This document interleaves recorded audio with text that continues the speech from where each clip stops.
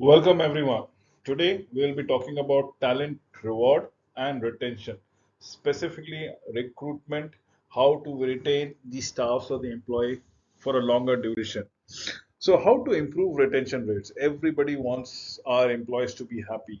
A happy employee is the employee who is going to be there in the company for a long, long time to come around it. So, best way for retention rate is to keep employees happy, nor morose, nor normal, but probably pleasant and happy and gay. Now, one way to keep employees happy is to keep them engaged. Employee engagement is an emotional commitment the employee has to the organization and its goal. This emotional commitment means that people are engaged and they actually care about the work, their company. There is a sense of belongingness for the company from the employee's end. And this needs to be mutual, right from the company towards employees and employees towards the company thereby. Patrick Lencioni's three signs of a miserable job. Now, this is what I've been trying to get to you. We often have the greatest success recruiting of some of the very large firms because they're not recognized. Now, this is what you need to go around it. The three signs of miserable jobs is anonymity. Are employees recognized? Are they understood? Are they acknowledged? Or they are just a part of cogs in a wheel? Are employees immeasurability? Do employees have a way to measure how well they are going? How well they are performing? Do they have future prospect with the company? Is it quantifiable? Is it objective? Irrelevancy. Do employees see what they add value to the organization? These are the points that one needs to adhere to understand the magnanimous situation about miserable job, anonymity, immeasurability, and irrelevancy. Now, to keep employees engaged, how do we go around it? Do we have a mission? Do we have a mission? Do we have a values? Could an employee tells us what they are there for?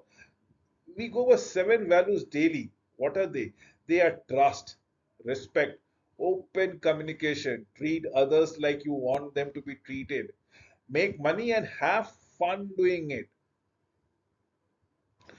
So this is what we should be looking into it. Mission, vision, and values. Mission, are the companies, why is it company existing? Are the employees aware of it? Or they are coming early morning, logging in and logging out in between the work that has been assigned to them has been completed.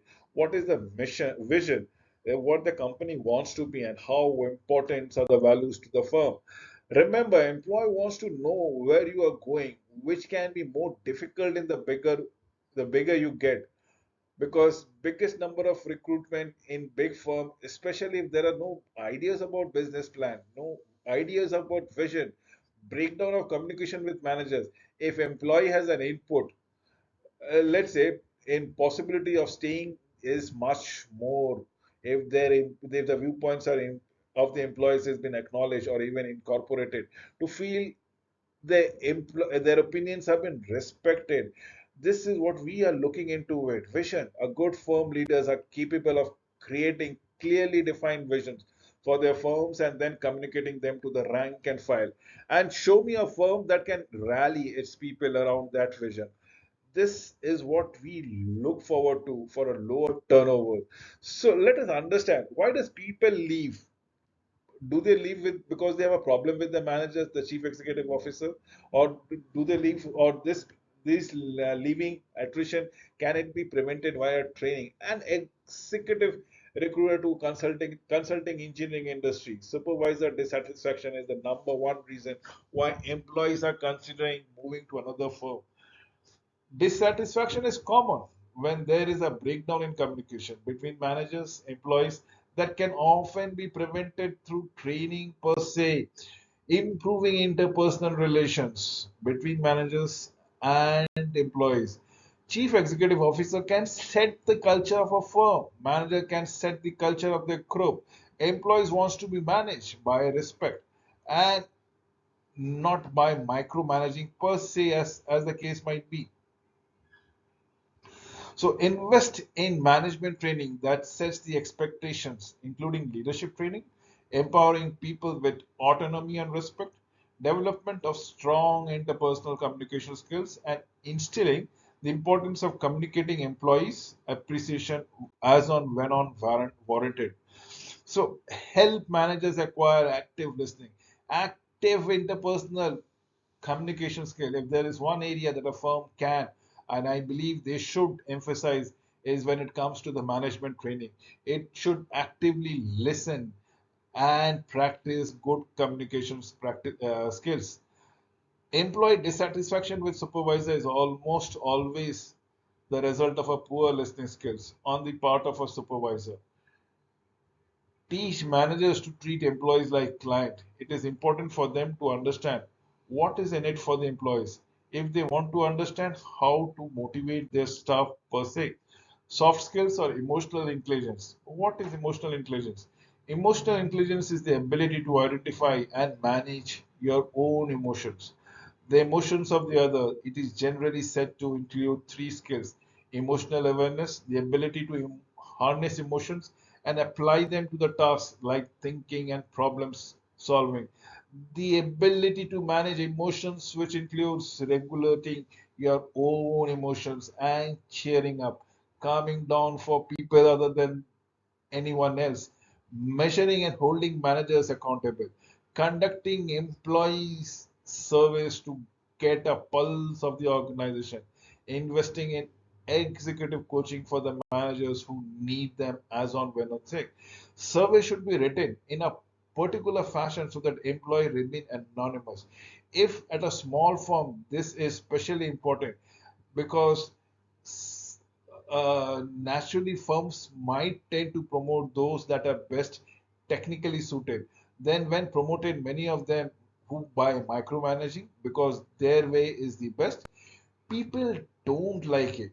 Management is different skill set, and if you want to be a 5% from, don't listen. Make other fields that like no one can do it like them and micromanage. So it depends upon your team size. Remember, we should always conduct executive exit interviews, and in when in exit interviews have been done, should never be done by the managers and go beyond compensation. Should not always harp upon the fact that compensation was the only issue. So, sample question to us: what led to your decision to resign, other than compensation? If you could change anything about your position here, what would it have been?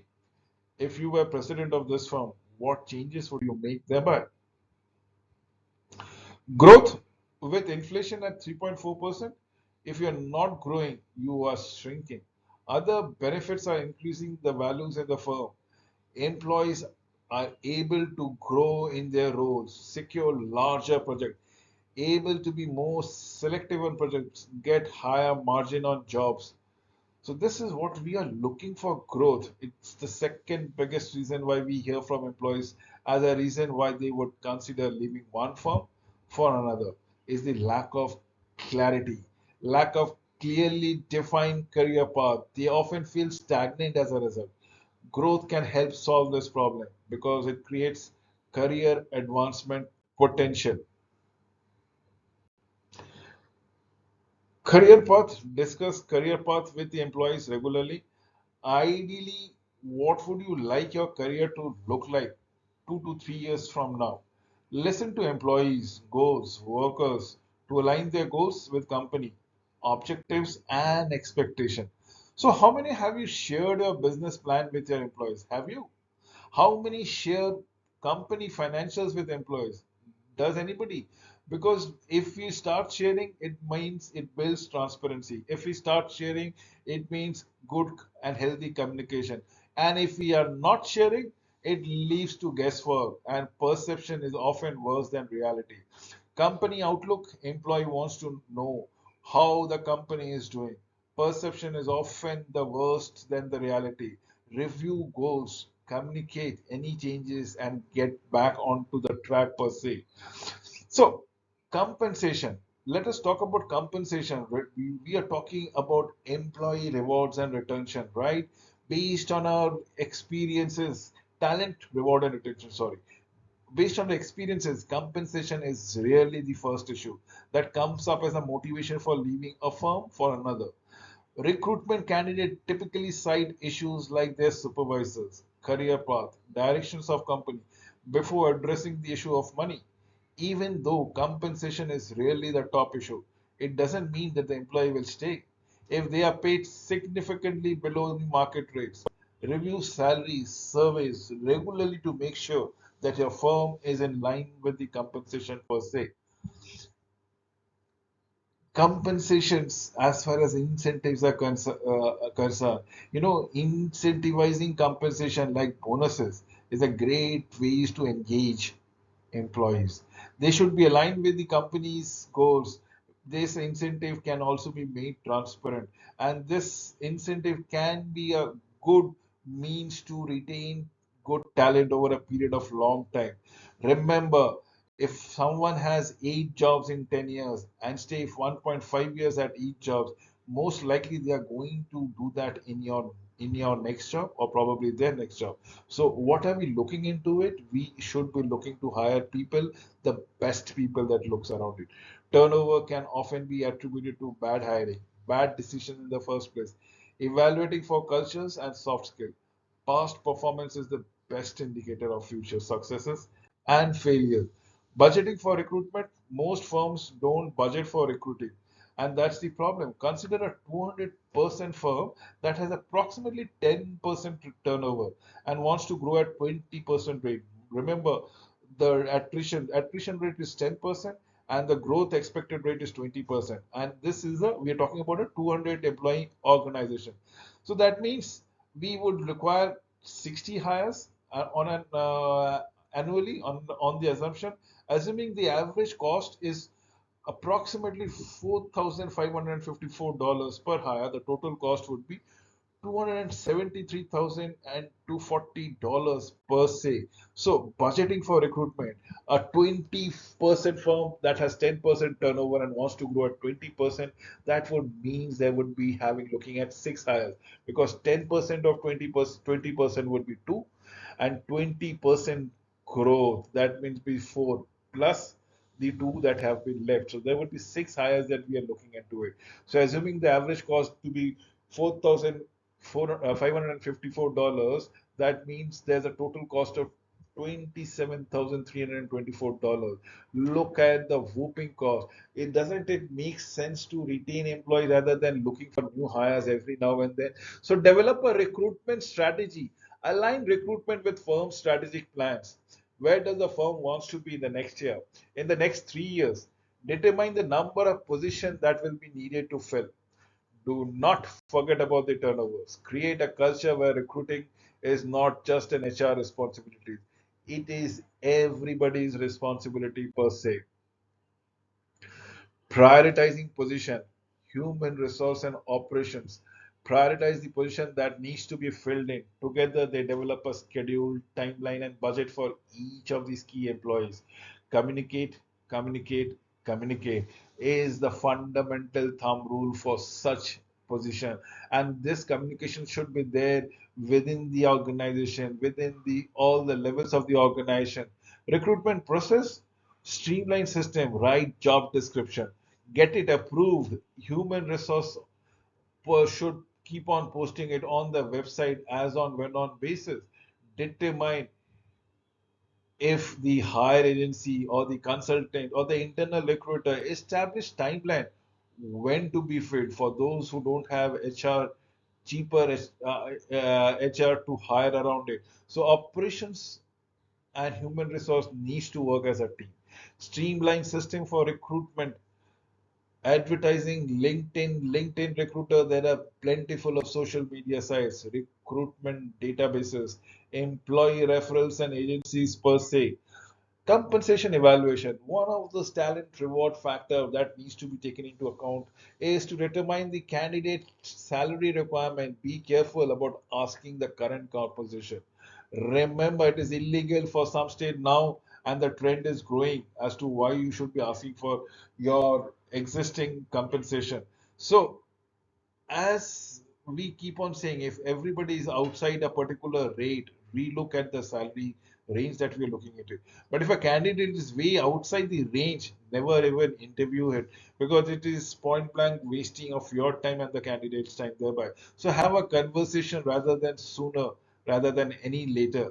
Compare candidates' requirement to see if they are within the fair market values. Use salary surveys to make the assessment. Determine go, no go to the in-person meeting stage. So interviewing and meeting process, how does it goes around it? Remember, every employee wants to see a career roadmap with the future employer. Absolutely, they would love to integrate those milestone of their dreams of their life with the milestone of the company. So be willing to make a first meeting away from the offices. Keep the process as simple as it possible, no more than two in-person visit. Avoid compensation discussion other than the initial verification of salary requirement. In the compensation stage, sample question: how would your boss describe you? How would you like your career to look like in 2 years from now? Sell the culture and the opportunity thereby. Here is what we are looking as the hiring process. Present the offer letter in person if possible. If not, over the phone and the offer letter. Give approximately 72 hours time, 48 to 72 hours time maximum to get back to you. If someone says that they require 14 days, expect a turn down. Explain the counter offer talk. Most of the employees take counter offer out of quitting. 90% leave when they within the next year or two, when trust is gone. When you give notice, remain professional and say, I got an offer. I can't refuse. I usually talk with the candidate about the part of the new job outside the money, etc. Path to ownership. Step up on the career roadmap.